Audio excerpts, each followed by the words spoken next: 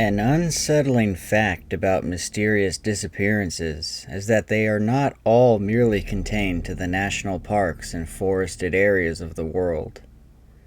Many might believe that they are safe from this phenomenon within cities and urban areas, but as these next few cases will demonstrate, the opposite may in fact be true. While some of the common characteristics of these disappearances are the same as those that would happen in the woods, there are a few differences.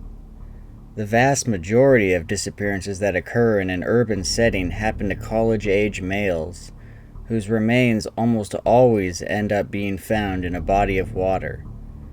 While most authorities write these cases off as alcohol-induced accidents, anyone caring to take the time to look more closely at the details to some of these cases will undoubtedly find they paint a picture that is quite unsettling.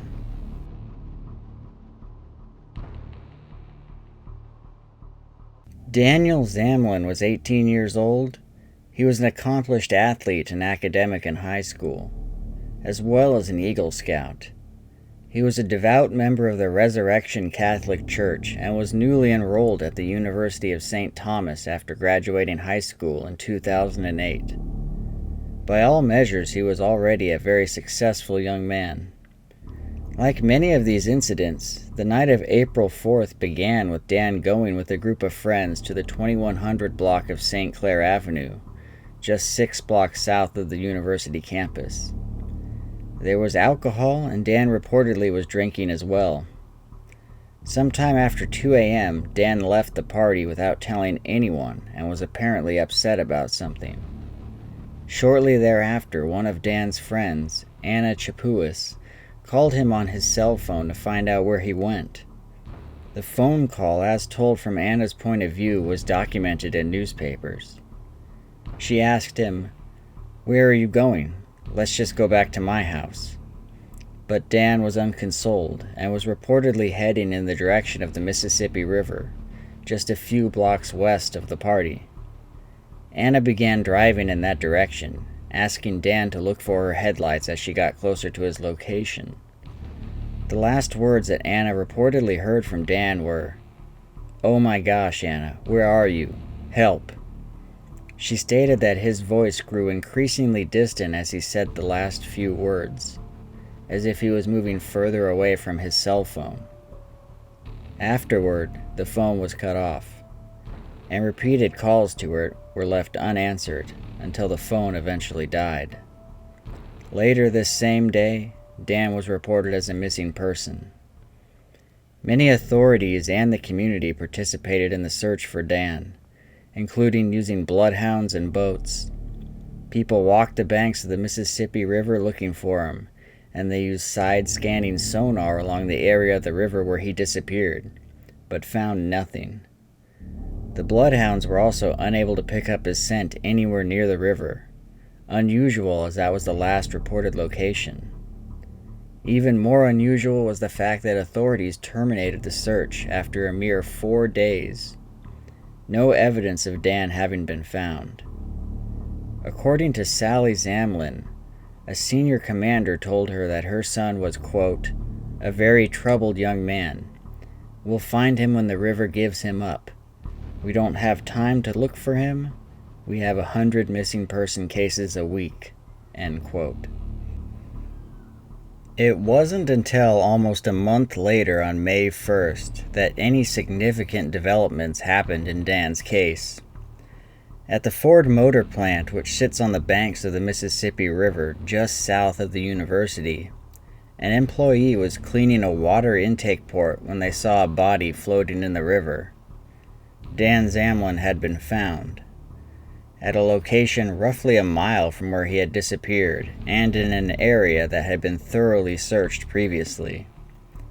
The body was sent to the coroner for autopsy, and the cause of death was eventually ruled an accidental drowning. Unfortunately, many of the important and revealing details of the autopsy, like how long the medical examiner believes Dan's body had been in the water, were never made public due to the Minnesota Data Practices Act. Dan's family and friends were not satisfied with the conclusions of the medical examiner either, One of Dan's friends, Courtney Anderson, was quoted in a newspaper saying, quote, "I have always known Dan to be a careful person. He had a good head on his shoulders, and I just find it startling that the autopsy came back as an accident. It just doesn't seem to me that the puzzle pieces are really fitting correctly." End quote. After Dan's body was found, police efforts were scrutinized for not being able to have found it sooner, having thoroughly scanned the river weeks prior. In response, police made a very disturbing and revealing statement, saying they don't know exactly when or exactly where Zamlen fell in, and those are things that we may never know. This statement by police seems to be implying that they believe Dan's body might have been placed in the river sometime after the search had already concluded. Yet authorities closed his case and ended the investigation after the autopsy results. Daniel Zamlen was fortunate to have had very good parents, who never gave up the search for answers as to what had happened to their son. They believed the police had done a poor job investigating their son's death, and felt authorities were doing everything possible to not look into the pertinent facts of the case. They felt the police had assassinated their son's character by trying to insist that Dan was suicidal based on unreliable testimony of several people. Because of this, the family had a second autopsy of their own done, and made public the toxicology results. They revealed that Dan had GHB in his system in levels higher than would be considered normal. He also had no injuries on his body that were consistent with a fall down an embankment into a river. Dan's family also had trouble reconciling the fact that the Mississippi River at the time was flowing much faster than normal. Yet 27 days after their son's disappearance, his body was found only a short distance from where he disappeared. Unfortunately, there has since been few updates in the case of Dan Zamlen. The police would write it off as a suicide, while the family continued to investigate what they felt was something more sinister.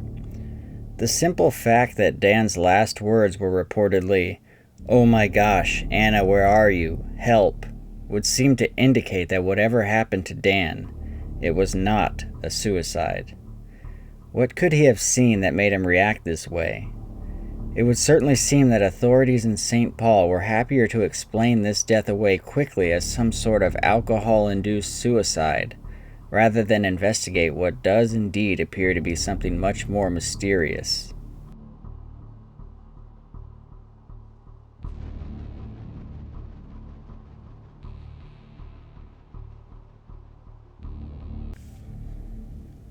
Jelani Brinson was a 24-year-old man living in Anoka, Minnesota.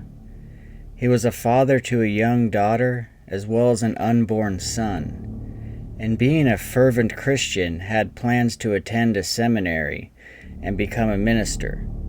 He never used drugs, and it was uncommon for him to drink alcohol. Jelani spent the night of the 17th visiting friends, and around 10 p.m. visited the home of a fellow co-worker who lived on Kennedy Street. He had been there only a few minutes before he told someone he was going outside to smoke a cigarette. This would be the last time anyone saw Jelani alive. His friends reported to newspapers that he simply ran off. They took some time to search the neighborhood and nearby yards, but found nothing. A call was apparently made from Jelani's cell phone at 11 p.m. Who this call was made to was never released to the public. The next day, Jelani's family reported him as missing to authorities, and almost immediately, over 50 search and rescue personnel began looking for him in the vicinity of Kennedy Street. A searcher soon found one of Jelani's shoes and his hat by a fence right across the street from the friend's house. And not long after that, his second shoe was found in a storage yard nearby. Bloodhounds and cadaver dogs were brought in on the search, but neither could get a scent, and the search went nowhere. Located about 1,500 feet from Jelani's friend's house was the Green Haven Golf Course. It had been about 1 week since Jelani had gone missing, when on April 25th, an employee working at the golf course would notice something unusual floating in a 3-foot deep pond on the green. This turned out to be Jelani's body floating face up in the water. His body was still in rigor when found, meaning that he had only been dead a few days at most, yet had been missing for an entire week. He had no obvious signs of injury anywhere on his body, and when his body was examined, it was also noted that the socks he was wearing were completely clean, revealing that he did not walk across the grass or through the mud that led into the pond, which led police to believe that his body was somehow placed in the pond, yet they were dumbfounded as to how this could have happened, since there were no obvious tracks or footprints in the mud surrounding the area. A commander with the Anoka County Sheriff called the case, quote, "one of the most odd and frustrating cases I've seen in my 27 years. There hasn't been any new information for a long time. The medical examiner wasn't able to find an exact cause of death, and therefore authorities can't even technically call this case a murder." End quote. And the sheriff's frustration is completely understandable. The evidence, or lack thereof, is baffling. The medical examiner stated that he could not determine the cause of death, found no signs of violence to Jelani's body, and that he also did not drown. There was also no alcohol in his system. The one important clue that was found through a toxicology report was the fact that GHB was found in Jelani's body, and in high levels. For those who do not know, GHB is commonly used as a date rape drug. It can render someone completely incapacitated and unable to move, but still leave you conscious of your surroundings. GHB is produced naturally by the body, but in small amounts, and the amount found in Jelani's body was far above what would be considered normal. However, this still didn't give the cause of Jelani's death, which the autopsy concluded had been about 36 to 48 hours prior to him being found. There is no doubt that Jelani was kept alive somewhere for at least 5 days prior to his death. Many aspects of Jelani's disappearance match up with others of a similar nature. The shedding of clothes and shoes, being found at a location in or near water, canines being unable to track his scent, and undetermined cause of death.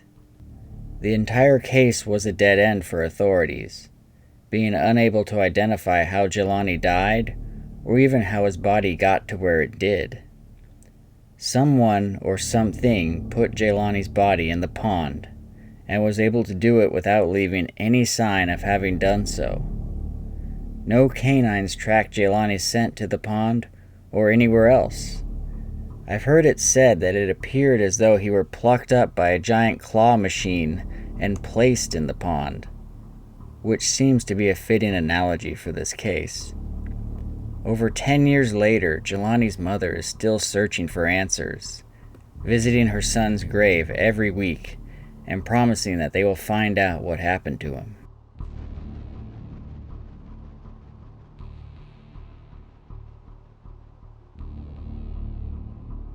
If someone were only to look at a single one of these cases, they might try to rationalize it away as an accident, suicide, or perhaps some local criminal element attempting to cover up a murder.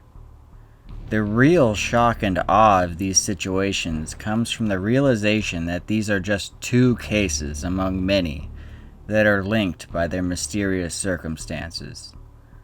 The deaths of both Jelani Brinson and Daniel Zamlen share many similarities. They both disappeared very suddenly in the presence of or in contact with other people. They were seemingly held somewhere for days on end before being killed in a way that leaves no obvious signs of injury, and then placed in water where they are eventually found. The placement in water oftentimes gives medical examiners an easy way out in terms of explaining the cause of death, especially if there's alcohol present in the victim's system. At that point, it can just be labeled an accidental drowning, case closed, and the community can rest easier at night with this simple explanation. In the case of Dan Zamlen, for example, Sally Zamlen reportedly spoke to the county medical examiner who first looked at her son's body. He apparently told her that he could find no signs of drowning, but since he was found in water, it must be drowning, and labeled it as such. This in turn led to the case being closed. The presence of GHB in both individuals indicates a desire for someone to incapacitate them. But who's doing this, and for what purpose, remains open to speculation.